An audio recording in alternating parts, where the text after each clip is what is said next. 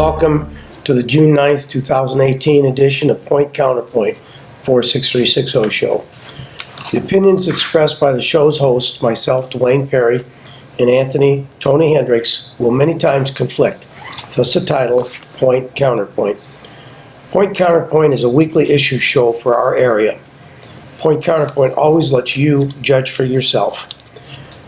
We live in an information free-for-all. It's hard to see through all the misinformation and get to the accurate facts, what's right and best for our community. We will not libel, discriminate, or disrespect anyone or their views. We believe in the constitutional First Amendment right of free speech, and we support anyone who voices their opinion as part of their duty to their community. This program brings you just that, an unedited, honest, candid discussion of issues. The producers of Point Counterpoint are solely responsible for the content of the show, but because the show is not rehearsed, we take no responsibility for the opinions and statements made by our guests or for the information they gather from public sources. We will adhere to all applicable federal, state, and local regulations concerning limits of public speech and program content. The intent of this show is to thoroughly research current issues that affect our community, present the facts surrounding those issues, discuss the pros and cons, then present to our viewing audience what we together or individually feel is the best solution for both the community and the public. Point Counterpoint 46360 show is a property of its producers, Dwayne Perry and Anthony Tony Hendricks, and may not be rebroadcast without the written permission of its producers. The producers take no responsibility for the opinions of others in the postings of comments in chat rooms, blogs, video logs, forum posts, or other media. We welcome and encourage ideas and suggestions for the show. We can be reached at 46360show at excite.com. Our shows will air on Comcast Cable Access and will be rebroadcast by us on YouTube under the label Point Counterpoint 46360 show. Again, welcome to Point Counterpoint, the 46360 show, brought to you by Dwayne Perry and Anthony Tony Hendricks. We hope you enjoy the topics, the discussion, and the show. Well, let's get started. Tony, what do we have on our agenda for today? Well, this is a fun one because we talk all week discussing issues and topics, and we just got buried this week, didn't we? Just at the last minute, we just more subjects than we could ever bring to you in 1 hour. Totally changed our agenda. So here's what we're going to go for today. Michigan City school teachers' income level. We've been talking about that since, I don't know, almost for this first show. Tax increment financing. Ooh, that's a good one. Supply of workers less than the jobs available. The resolution of the random drug testing in Michigan City schools at the school board, and Michigan City hiring ordinance, which is the one that really blew up this week. So, Michigan City school teachers' income came from an article that I got from the Northwest Indiana Times, and we've been saying this all along. I want to be clear, we are supporting increases in teachers' salaries. We don't want any administration. I forgot to bring that up, but I thought Indiana spent a lot of its money on administration costs, and we are one of the highest in the nation to spend money on not teacher salaries, administration. Right. So we don't, at a minimum, I think we should benchmark administration. It cannot go any more. This is it. We're not paying $150,000 to an administrator, and what was it in this article? Michigan City's starting salary for Betsy Cohn was $37,982. So you go to school for 4 years, you do all the work, you go to college, you get approved, you get $37,982. But it's deplorable. The real story is, because the real good part of this article was, many years ago, and this is typical of government workers and in the Department of Transportation, those kind of people, the trade-off was lower wages for better benefits. This person says when they started, the insurance for a single plan cost a teacher $1 and starting salary was around $29,000. Currently, the starting salary is around $38,000 and costs a teacher $2,000 for a single plan or $12,000 to $14,000 for a family. So you take $12,000 minus $38,000, they lost $2,000 a year in salary. Yeah. since this. So we're going backwards. Yeah, they are. There's nothing right in this scenario that we're talking about. Statistically, it said the average teacher is 5% lower in 2000 than it was in 2009. That's after adjustments for inflation. They're making 5% less than they were in 2009 due to inflation. This is ridiculous. I think it's wrong that a teacher is required to obtain their master's and eventually their PhD just to keep their job. There's not a bump in pay. There's not a bonus. It's just to keep their job. It's just unacceptable. Well, the key here is the national is 5% lower than 2009. Indiana is 16% lower. Over triple that they've lost since 2009. And what we're talking about is Indiana, what brought this article to us is Indiana is at the bottom of paying their teachers. Even you look at Illinois, we're way lower. That's why we brought this, because Indiana is doing well. How many billions in rainy day fund? Things are good. Almost $2 billion surplus of. Things are better than ever. And we can't pay teachers. I understand the problem with administration, and I understand that the legislators have a problem trying to figure out when they fund education, they can't shut off people from giving it to administration. But something has to be done when we're behind Illinois, which is going to lead to another subject later. Indiana should not be behind Illinois. Why can't they shut it off and keep it from going to administration? Because the way, I think this is the way it is, I'm not sure, and people can email us or look on the show, the legislature grants a budget to the schools. Yeah. What they do with it at that point is out of their hands. They need a better breakdown of fund dollars then. If they need to have sub-accounts. Yeah, they would have to budget sub-sections of So much for athletics, so much for administration, so much for teacher benefits, so much for teacher salaries. They can do that if they want to. Well, I think they can't, because Indiana, we elect school boards who are supposed to do that. And it's obviously they're not. So they budget money to schools, and then we have elected school board members. So yes, I guess there's your catch. We elect the school board members, and that's another topic coming up later. Yep. Do we tell them, hey, we're fine giving administrators $150 and the teachers getting $37? That's okay. Our kids only need a $37,000 teacher. Well, it sounds to me, some teachers that work for Michigan City School System are men and women who grew up here and choose to stay here, choose to live here. I salute them. I'm a person that traveled all around the United States and Canada for my career. I chose at a point in time to come back to Michigan City and make it my home for the rest of my life. But the people that would come here from other places if salaries were better, and the people that are native Michigan Cityans would have a better quality of life if they were paid appropriately what they deserve. Yeah, it's just the key point of this article is affects everyone. A lot of teachers are going to be retiring. And there's no young people who want to do anything with the educational field, knowing they're going to spend their whole, what's college cost now? Tens of thousands of dollars. And they're going to go into a system where they're getting paid $26,000 a year after they're paying for their health care. Now, there's no incentive there. Why in the world would I? Then you got to get your master's. There's another 20 grand. Even before that, Tony, they're going to graduate with a $30,000, $40,000, $50,000 college loan hanging over their head and start working for, what did you say? $27,000 after benefits. Yeah. We need more low-income housing. That's the answer to help the teachers out. Well, maybe they can work at the tire store or Sonic, Or something. or a mattress store. We've got a lot of retail sales in town. Or they can Yeah. work at retail. Let's not pick on anybody. Yeah, they work- They can work at They retail at work night. 8 hours a day, they got 16 mean- more hours they could be doing something. I don't know how many people know it, but in the county, you know, they're not very well paid either. And there's a lot of people in the county that work 2 or 3 jobs.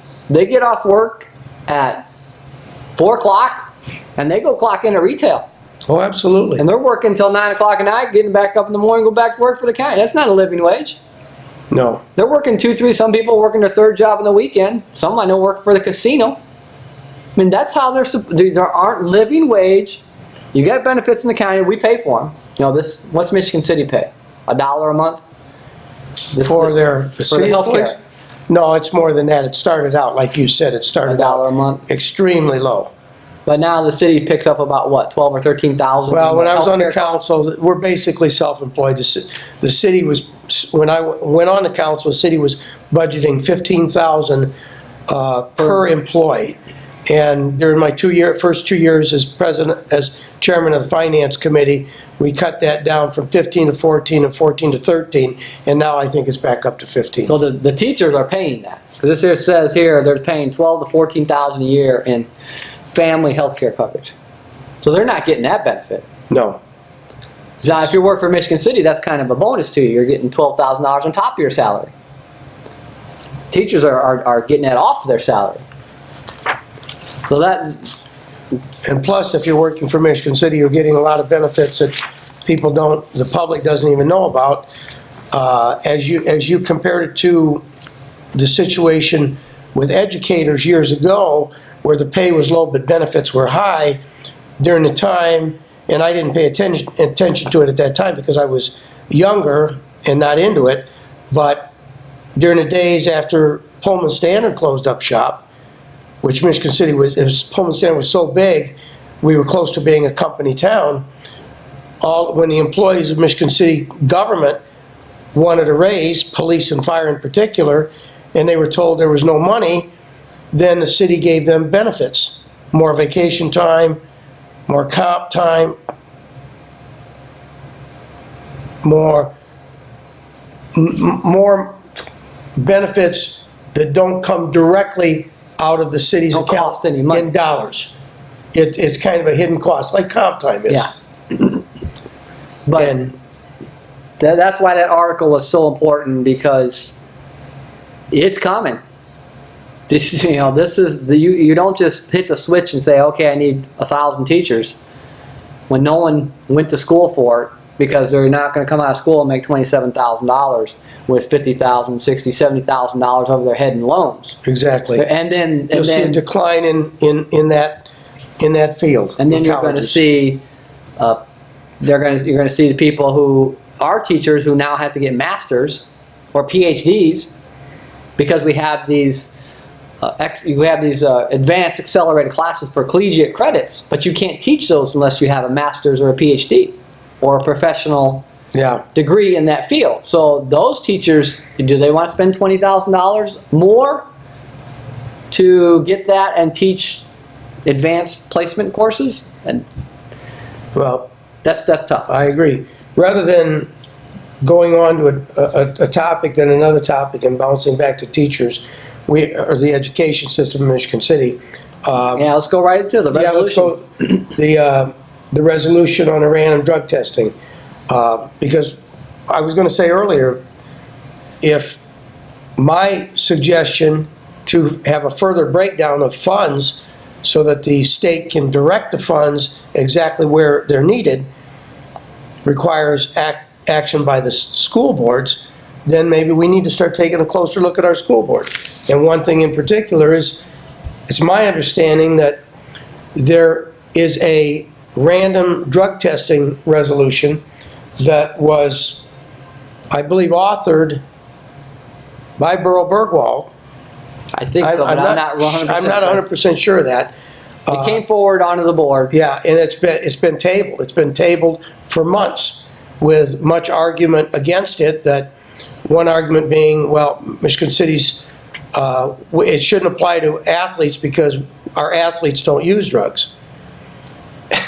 Well, it needs to apply to everyone, and there's nothing that's a stronger statement that our athletes do not use drugs, they're clean, than to have every athlete tested. Yeah, if they're clean, yeah, that's an illogical statement. If our athletes are the only athletes in the state of Indiana and the nation that don't need drug testing because they are not drug users, then the board should say, all right, if we believe that, we will do drug testing and we will show the rest of Indiana and the world and the country that our athletes aren't on drugs. Because we know they're not on drugs. So here's the evidence, here's the proof. Our athletes are the top notch and no one's on drugs and no one's doing anything illegal, and we can prove it. But instead the logic is, well, we're not going to test them because they're not on drugs. It's a backwards thinking. Well, there's a lot of things that are backwards or just wrong going on. It's my understanding, I bumped into Mr. Bergwald a couple weeks ago, and we had a nice conversation about current issues in the school system and on the school board. And I understand a couple of meetings ago, there was a gentleman who stepped to the microphone in public comment and talked firsthand, stating that there is a drug issue in the Michigan City school system. He had some scathing comments at that meeting. Scathing comments. He brought his son to the microphone, and his son said that he himself was involved in it. His father pulled him out of school, got him straightened out, and when he came back, it was still there, right, ready to pick up where it left off. Now, it's also my understanding that those comments were not reflected, not accurately, not reflected at all in the minutes of that meeting. I would like to have someone with the school system dispute what I'm saying and show me, because they need to really be, if they're not, whether they're not there at all or they're not accurate. Minutes of a meeting are the actual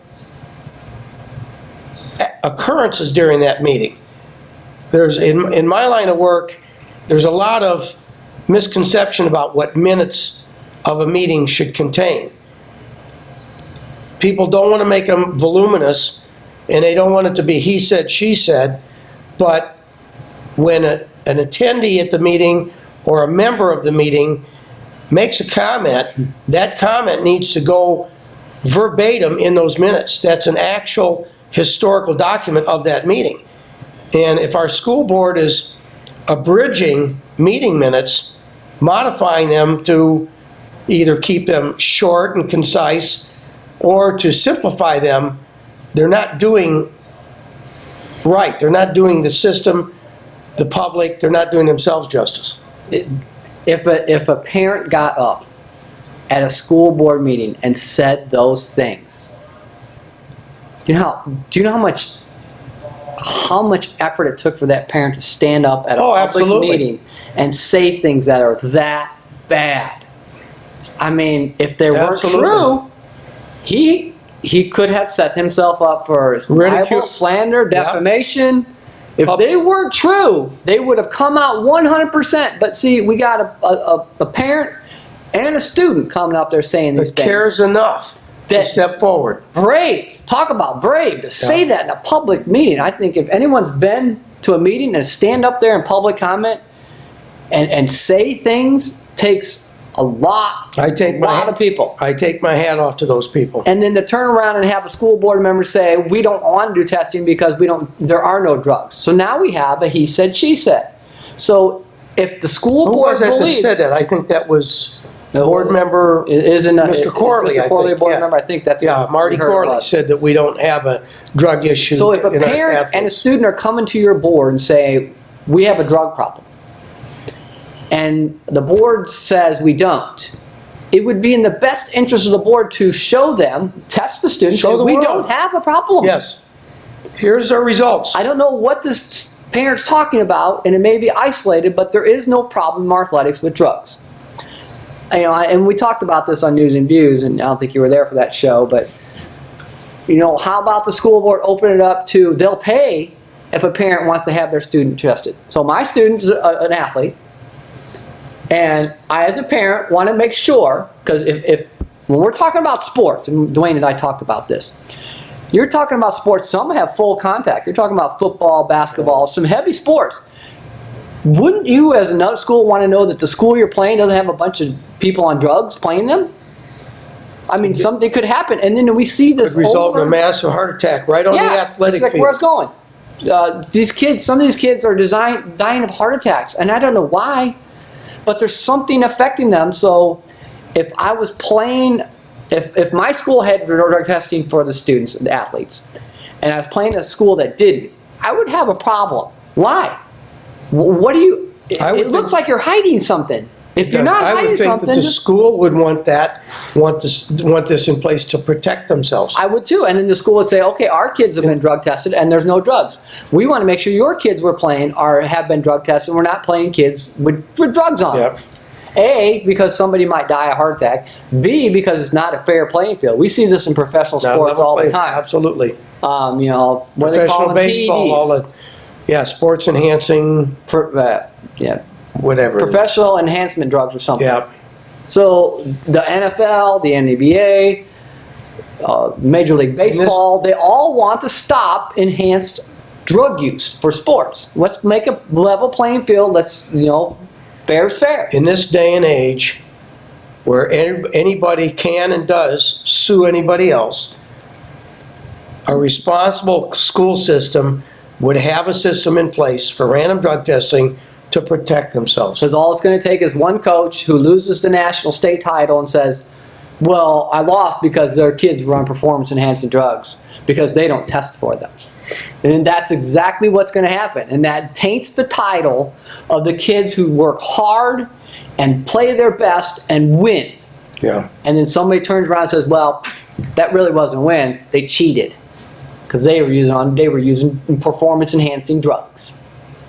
That's what, if you're above board, big deal. Make it happen. So yeah, that's address an issue head on. Now, did Burl say that's still on the table, right? Yes, it It's has still sitting on the table. not been taken off the table yet. There's been no vote on it. And I can't remember, but other school board Don Delaney was supporting Burl. Yeah, there are two stood strong. Don Delaney and Burl Burgwald. I hand it to Don Delaney. That's kudos to Don. That's guts. That took guts. That took just as much guts because there are your two school board members sitting against another board who don't want to bring it off the table. The remainder of the board, the superintendent of schools, the administration, you're stepping forward. Oh yeah, you're in the face of a lot of opposition. Yep. For random, and it's no good. I mean, it's bad to even have to do it. It's horrible that we have to do it. That this is the world we live in. It shouldn't be an issue that's even under debate. But we have in this day and age, it should be we need to get it in place. Oh yeah, we're going to show our kids are fine. We're ready to go. And in a worst case scenario, I think this is what Burl said. Hopefully I'm right, Burl. If it's not meant to be something to penalize these people. It's something to get them help. If we have students on drugs, that's no good for the rest of their life, and we're talking 15 to 18-year-olds who are going to live another 70 years, need to be good citizens of society. Now's the time to get them help. Yeah. They don't see 20, 50 years down the road where these drugs are going to hurt them. And it's not meant to criminalize them, put them in jail. It's meant to get them help. So very few kids are going to come forward. A lot of it is due, in the sports arena, a lot of it is due to the attitude in the United States. Oh yeah, the pressure. About sports. College scholarships, possibly the dream, professional sporting's being drafted. And it's unfortunate. We're seeing this also.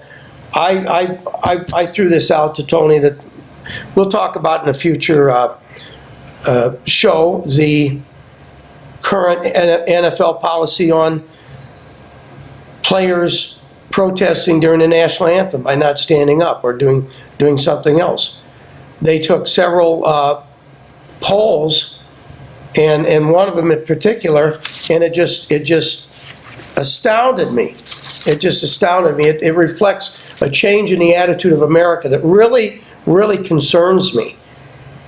A poll taken about, the question was, is refusal by an athlete to stand during the national anthem, is that disrespectful to the United States?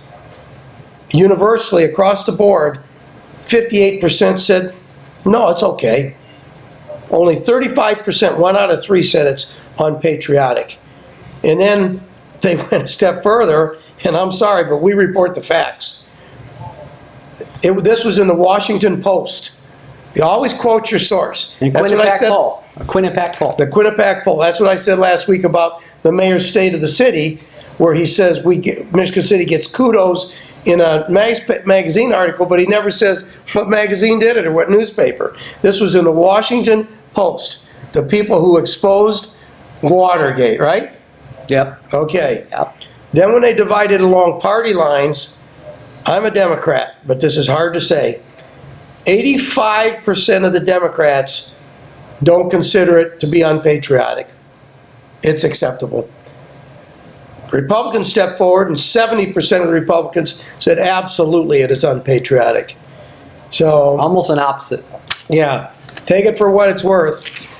That's a trend that is developing in this country That, as a reflection of our craziness about athletics. yeah, that's where we're going. I mean, there's so much pressure for athletics, and we know where that comes from. That comes from advertising dollars. And we're seeing this.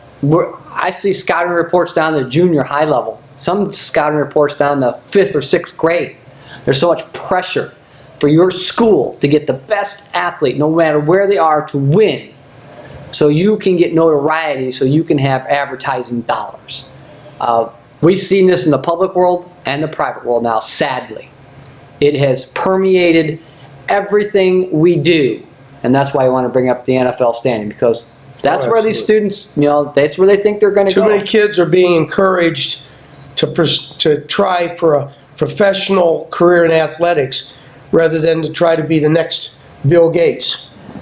Or, well, Bill Gates was a dropout in college, and so was Steve Jobs. yeah.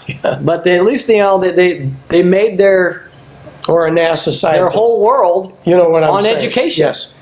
It's a safe bet. They base their career on their education and their acquired Yes. knowledge and ability And the intellect. from education. And some of the best athletes base their whole career on their intellect. Doesn't take much to be, the strong guy who goes pushes his way around, but it takes a lot for the person to do strategy and plan and know who you're playing. That's intellect there. So then we want to move on to the one that we keep beating up, and I did a little research, tax increment financing, and we say this all the time on the show. It's not hard. It took me about 30 seconds to type in tax increment financing and failure. And we come across, lo and behold, a study. I got the black and white, you have the color. From Ball State University, January 2015. The title is Some Economic Effects of Tax Increment Financing in Indiana. So, Ball State, right here in Indiana, Yep. looks at everything about tax increment financing. Before we get into this, the next article I saw on my search, and I don't use Google, I use Yahoo, but whoever you want to use, was very interesting, and I didn't know. California, 1945, created tax increment financing as the new way of fixing things up without taxpayers' dollars. Revitalizing areas. So California in 1945, let's see if I can do this. You got it? Here we go. Okay. This is off Wiki, which a lot of people don't like, but it's a very simple Ross Perot kind of chart. I like when Ross Perot ran, and that was a crazy election. But so California in 1945 creates TIFs. These are the greatest things ever. Redevelopment, take this money, bond it, 20, 30 years, this will be great. Build it and they will come, jobs will be created, everyone will be happy, no extra addition to the taxpayer. And then 50 years later, California abolishes it. I had never realized until a 30-second search, California got rid of tax increment. It's California. Yeah. The state of California That founded it. found out what a failure it is. For those, let me back up for just a second. Most everyone in our viewing audience has heard the term TIF. We said what it is, not using the acronym, tax increment financing. It was originally created, and it fit Indiana because of the surplus of revenues the state had. Rather than giving tax rebates to the communities and the residents, to take that money and allocate it to communities so that they can redevelop blighted areas, communities that have suffered hardship, like Michigan City when Pullman Standard left. Pullman. To use that for infrastructure, repair buildings, roads, bring new business to the community that would bring jobs to the community. Where it's failed in Michigan City is, Well, not just Michigan City, everywhere in the country. everywhere. Well, this is our town. In California, This is our country. failed so bad they abolished it. That money's been used to make improvements to increase our tourist traffic, which the jobs associated with tourism are normally lower wage jobs with no benefits.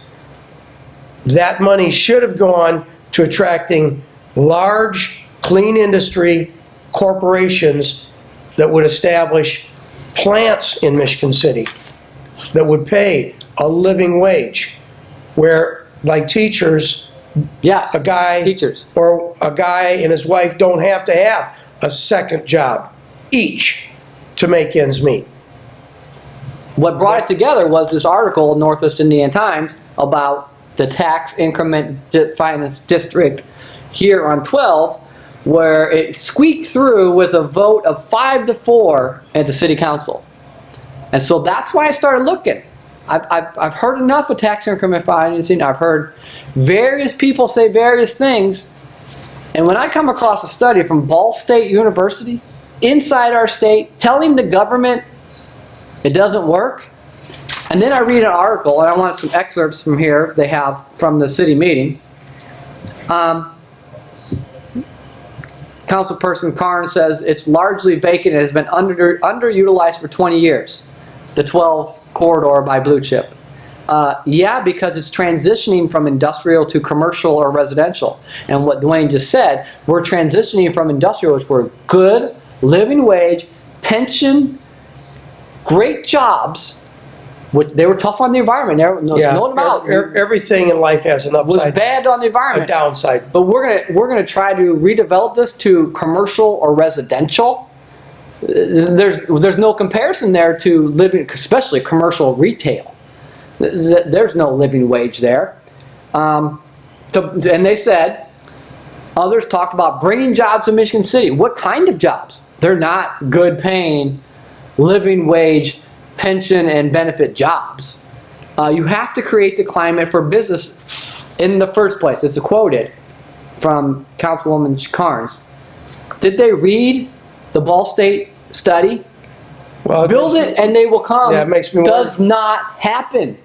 It doesn't happen so bad that California, the state of California, one of the worst financial states in the nation, abolished it. It makes me wonder if they do any outside research, the members of the council. Now here I'm really that impressed. supported it. I'm really impressed with Councilman Johnny Stimley. A lot of people know Johnny. I don't think we know Johnny as much as we think we know Johnny. Johnny says this would create a 20-year freeze, and he was concerned that the revenues captured would take away from money from Michigan City area schools for 20 years. He says, and here's the chart. He says, Johnny, I'm impressed with Johnny. Hit the nail on the head. Woo, Johnny. Our employees in the next 20 years are going to want raises. They want better insurance. Yes, they will. And that's why we brought this chart.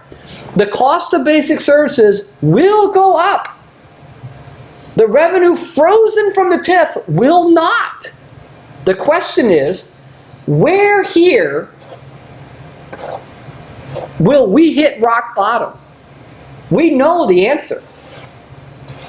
California, 1945, abolished it in the late 2000s. The answer We haven't hit rock bottom. is 50 years. We know where this will end up. We know, and Johnny, you hit it on the head. You hit it on the money. I know how right you were. The red ink will bury us in 50 years because we have this build it and they will come. We have this low-wage retail commercial jobs without benefits, and we have the compounding factor that education is receiving less money. And the only way this area here is going to not be red is to fill it with dollars from the riverboat. That's the only way that it is going to prevent that, and that's not going to happen. The riverboat will not be able to keep up with that. Nope. So maybe it won't be 50 years, but it's coming. But if the riverboat money is diverted, is used for cover the this red just to ink. keep us afloat from the red ink, that means it cannot be used for what it should be used for. Development, jobs, education. Education. The casino and the lottery in the state were Was sold on on- education. Yep. It was sold Number one, on the promise that the only money money, would go into education. Education, and it did not happen. So back to the article. I can't give Johnny any more kudos. Oh my, I was floored. And they quoted Johnny in the paper. Did he know how right, this took the 30 seconds to a wiki link, and you could download this. Very self-explanatory. Every person who has studied it has agreed with this. We know where it ends up. Just a matter of time. So, and then in the newspaper quotes, you know, Councilman Tim Beatrice voted for the ordinance and says, in truth, the impact of TIF for schools is negligible. And I guess he cites some financial analysis done for the city. Ball State, every other financial advisor, the state of California, the impact is not negligible. It is horrible because it all comes down, like Dwayne said, what do you get for your dollar? What's the return on investment? And we've proven, and you can look this up on the internet, over and over and over again, your return on investment in education spending is far greater than anything you could spend. A park, a walkway, a fire station, anything. Because if you don't have educated workers, you don't have a workforce. And we saw that when Toyota left and didn't come here. I think Mr. Beatrice's problem is he spent too many years as an administrator in the school system. And That's what he was. if I thought he was a school administrator, he should know the plight of the schools. If it's $1 lost to a school, that's $1 too much. There's no negligible there. And then they ask, how could the city fund this development without a TIF?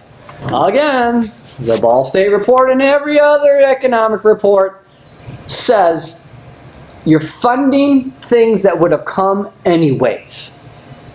If there's a demand, they would have already built it. So it's unbelievable. That's what started this. And we're going to get to this later, but Councilman Ron Hamilton says he voted against it. There is no part of the city that should not have good infrastructure. And the Riverboat Casino should pay for it. Again, here we go. Ron Hamilton, a younger member. He's on the money.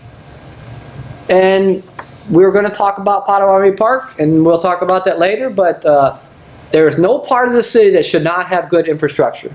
If we're not going to spend it on the education, we should, like you said, we should be building our sewers and our water lines, getting rid of the lead with the casino funds. Not, I don't know what we're doing with it. But Rather than just offering the people who have lead in their homes advice, offer them some assistance.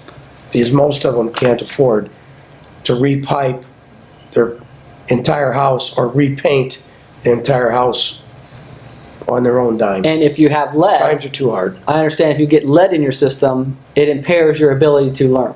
Yes, yeah. So that affects our education too.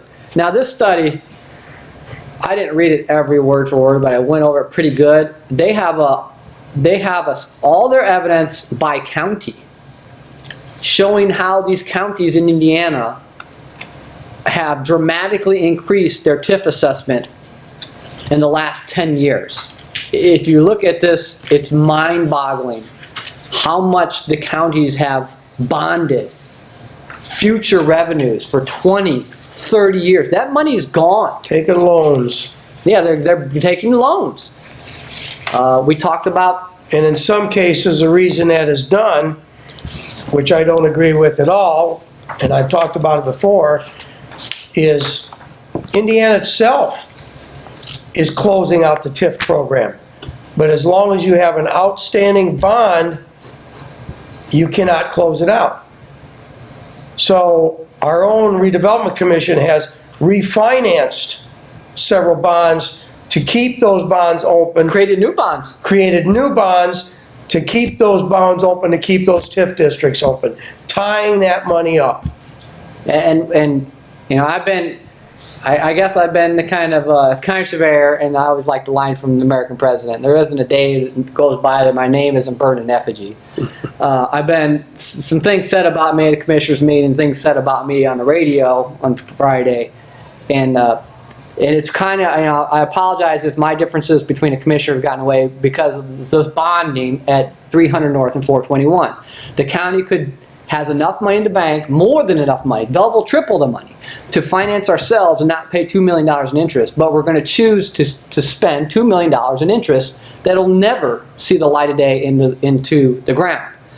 And maybe it's us surveyor's problem, because the county surveyor, and we don't do enough. You probably see this in the office too. We don't do enough to say what we do. The county surveyor is, you know, a little off track here, but the county surveyor only does 4 things in the state of Indiana.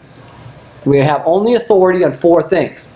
Drainage, the hundreds of miles of drainage in this county, not the city. Section corners, there's about 2,400 section corners, 1838, 36 are put in. We are full steam ahead trying to do 1,100 of them. We only have to do 120 a year. We're going to try to do 300-400 every year to try to get them done. I sign off on location permits for liquor establishments. And I'm a member of the Plan Commission. Actually, I'm the president of the Plan Commission.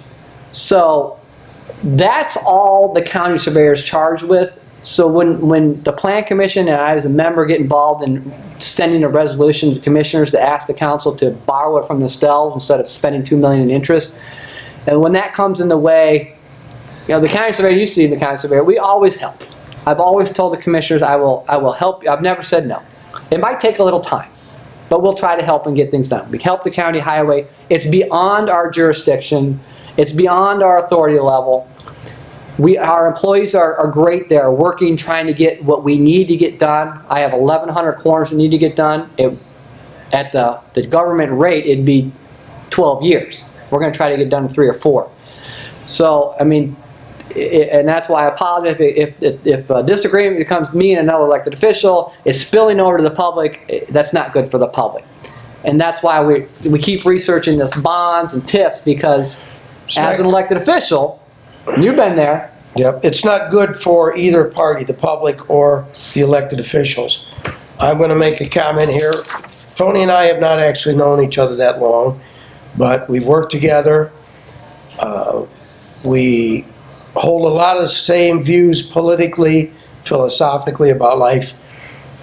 And what he said, a lot of you don't understand. See, Tony flies above the clouds. He's got an aerial view. I'm one of the grunts that works for Tony. So when he says drainage, that's just a word to a lot of people.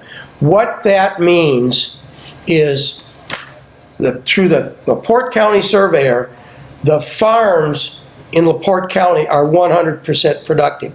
Their fields are dry. If the drainage ditches, if the legal drains, if all of those are not maintained and the farmer's fields floods, Indiana's no longer... We don't eat.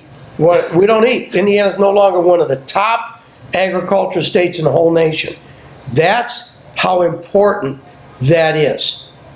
As far as the section corners go, a section corner is a landmark. It's a monument that establishes an exact location. Without maintenance of the section corners, they get knocked out, during road construction, plowed over in farmers' fields, whatever makes them become inaccurate or get lost. Without those, every day I have people coming in to the office asking for legal documents, surveys, other records, because they're having boundary disputes. Without those monuments, we would have so many boundary disputes, so many lawsuits, so many bad things happening, it's hard to imagine. That's what the LaPorte County Surveyor's Office does. They really do play a vital part in keeping LaPorte County what it should be, a quality place to live, to work, to raise a family. Yeah, we're like the quiet foundation. We don't toot our horns. We don't grandstand. We don't get up and say how great we are. We just get the job done. And the section corners, in the way since I do it in the private world, I work, I'm only a part-time public official, like the coroner, like the commissioners, you know. I don't have an office. We have a surveyor's office, but I don't have a personal office in the county. Complex. I have half a cubicle with a desk we got out of the garbage. You know, I don't have a personal we don't have no conference room in the surveyor's office. You know, we work on a tight budget to save money, and we will always help to do it. But section corners, everyone has to know where to start from. Those are the foundation of every boundary, public and private, in this county, in this state, in America. And if we can get those tied down tighter, the surveyors can do a better job and save the public money on their private surveys. We don't do private surveys. But in my private world, and I don't work for the county surveyor, sometimes we hire stuff out, and I do not, my private world does not take part in that. In fact, I'm kind of like an attorney. I'm a professional private company. So I have to track every 15 minutes of my day in a time card. And some of the disagreements or discussion I've heard lately publicly is I don't spend time in the surveyor's office. I can document the hundreds, the thousands of hours I've spent, because I have to time card. You know, if the state comes here and says, you know, county surveyor, you're an elected official, you haven't been spending time doing your elected official duties, I can show them time cards, thousands of hours documented in my private world on the time I spent on surveyor's duties at the surveyor's office. I mean, that's what they would ask. How can you show how many hours you spend in surveyor's office? And it's real easy, because in my private world, according to the tax man, I have to show how many hours I'm working in my private world, how many hours I am costing the private company by working as surveyor. And I knew that going in, but the sole purpose is to make sure the public has section corners available to their private surveyor to save them money and give them accurate results, and make sure the drainage ditches are flowing and not flooding fields and towns.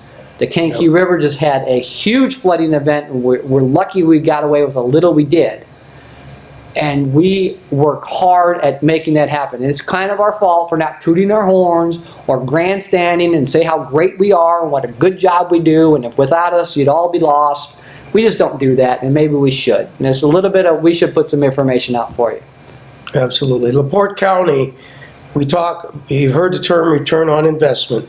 You don't buy anything, you don't pay for something without figuring, is it going to bring something, is that expense going to bring something in? LaPorte County gets return on every penny of this guy's salary. Thank you. I knew it going in, and every elected official knows that going in. I mean, Dr. Core is a doctor, he's a commissioner. I'm sure it's very costly for him to spend time as an elected official, but he knew that going in. He's elected, he knew what he was in for, he knew how much he was going to get paid, and it's good for the community. So the other article I just saw today in the South Bend Tribune, and we wanted to bring this up, was because it was a hot one this week. The Michigan City hiring ordinance. So give us your past on when you were on the council, how that went. The hiring ordinance first came into being shortly after I became a councilman in 2012. Michigan City's a demographically diverse community, and for a long time, not every demographic group, thank you, was benefiting like they should as residents of the community. A lot of local contractors were not getting their fair share of work. And when I say fair share, I mean, I always said, and I spent a lot of years issuing contracts, managing contracts for Fortune 500 companies. I would tell contractors that I work with, and I told the businesses of Michigan City when I was a councilman, I don't care if you get every piece of work in Michigan City, as long as you maintain a sharp pencil. That's a trade saying. In other words, you keep the cost down, you give me a good deal. You give me a good deal, and I'll give you the work, and that's fair. But don't cheat me, don't run the extras up on me, because I'll keep track, and that good relationship will stop. Well, it wasn't working out in Michigan City, particularly with minorities. Michigan City has so many African Americans, we have so many Hispanics, we have so many women. Yeah. Women. Minorities covers more than just race. It's race, religion, sex, religious preference. Gender. Oh, I said that. Gender. And you've got to be, well, it's right to be fair. And the hiring ordinance was put into place to do that, and it has not been executed sufficiently. It's not been monitored. And Pastor Edward Damon Carnes, Pastor Carnes, I got to know when I was on the council. He's an intelligent man, he's a fair man, he's a good man. He's a religious man. And he's been on a redevelopment commission. He's gradually, since I first met him, become more involved. He follows the actions of Michigan City very closely, and as professional and as much of a gentleman as he is, you get to a boiling point when you keep getting fed false information, you keep getting put off, you keep being told lies. And he hit his boiling point the other night and let it all out and said exactly how wrong he feels Michigan City's hiring ordinance, how unfair it's been, and it needs to be fixed, because the people the most affected by this have had enough. They've struggled long enough, and it's their time to get equal treatment. Yeah, and that was, what's good about this is an article in the South Bend Tribune today that South Bend is going to pay $250,000 to a firm to conduct a disparity study. So they're going to find out how many contracts went to what firms and what was the diversity in those contracts. It's a whole diversity, and Mayor Pete Buttigieg has 2 people for a diversity inclusion, and they have spent, I'm trying to see here, they spent 2 months nonstop solid going through 272 city contracts valued at more than $50,000 from 15, 16, and 17 to analyze the data to compute the disparity ratio. So they're not just going to take someone's word for it. They're going to look at the contracts and look at the contractors and find out who got the jobs and what's the ratio of what they do. So that's the first step, to actually quantify where they're at and what they've done, to see if there is any truth that some people have been getting better deal than others. Yes. So they want to quantify it and make sure, because this could be a legal issue. The mayor has said that too. You know, there are legalities, you've known that in the council, there are legalities to what we're talking about. It's very, very difficult because we live in a highly unionized area. And I support unions, I always have. I've said the day that collective bargaining and organized labor disappear, it's going to be a dark day in the history of the country. And they're under siege. Only 12% of our nation is union anymore. And it makes it a difficult scenario to bring an acceptable condition to. Now, I was really, when I watched the video, it was on the internet, I was concerned because it was very harsh language. I support Pastor Carnes. In fact, I had to listen to it a second time because It was so close to actually saying that Michigan City administration has been racist. And that, we know that term is very, very bad. Pastor Carnes That's is an incendiary term that we don't want any we part don't of. want that. And Pastor Carnes is very intelligent. He's very articulate. He spelled it out exactly what the problem is without embarrassing Michigan City. So I take my hat off to him. He held back. Yes. And I did, and in the article, which I didn't realize, that they say here that if a disparity ratio is less than 80%, federal courts have upheld the legality of minority contracting goals. So I guess there's other cities, and I didn't know this. Again, you can go to the internet, it's great, research this, that have minority contracting goals for diversity hiring to make sure that it's fair. It's all fair, it's all above board. We're not, and Dwayne and I talked about this for a while, we're not in any way asking that we should pay more. No. You gotta keep that pencil sharp. But we can't, on the other hand, we can't just make sure that people don't even have a chance. I mean, I had some friends in college who were diverse, and they were engineers. Computer engineering, smartest guys I ever met. And they said they were great. They'd go to interviews and they were seniors, and IBM would want to hire them. And they'd give them a job, give them good wages. And they said it was no good, though, because they got to the firm or the big company, Microsoft, wherever, and they got in the door just to have it slammed in front of them just because they were a number. Exactly. I got to say something here because we're running out of time. 1 minute left. Tony and I got really caught up in some of our topics. One topic we didn't get to address that was on the agenda is on the news several days ago, it said the supply of workers in the United States is less than the jobs available. Now, right there is an argument for this hiring ordinance and making it work.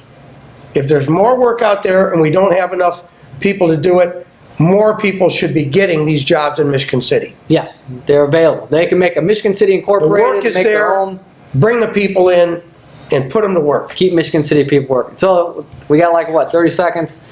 We still want to talk about Potawatomi Park annexation. We don't know when that'll come. It's been put off. It's been put off to 2020. I just saw that. We want to bring all the data in for people to understand. At a glance, I don't see any benefit to it other than the tax revenues that Michigan City will bring in from Potawatomi Park. If I was a voter, I wouldn't vote for it. But a quick last few seconds. California does have improvement finance districts because they got rid of tips. But one of the qualifications is if they're going to bond, they have to get 55% of the voters on the referendum to approve the bond. We've said that all along. Very if you're going important. to bond, Referendums are good things. and they're free. Rather than the government just taking on tremendous expenditures, the community needs to be involved. They need to have a say-so. Absolutely. Well, those are our topics for next week. Good to have you. Thanks for viewing us. Give us emails. Let us know what you think. We need the encouragement. See you next week.